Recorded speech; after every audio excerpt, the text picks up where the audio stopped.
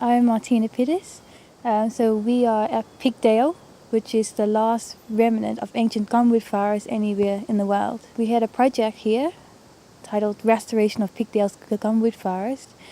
And the reason it's so important is because it is an endangered gumwood species. It was South Helena's national tree in 1977. This tree is part of the last remaining ancient gumwood forest, so there's nowhere else you're going to find a tree of this species that is this big. The project aims here to halt the decline of the gumwood forest as it was dying out. The trees dying from pests and disease, as well as there was no natural generation of seedlings happening.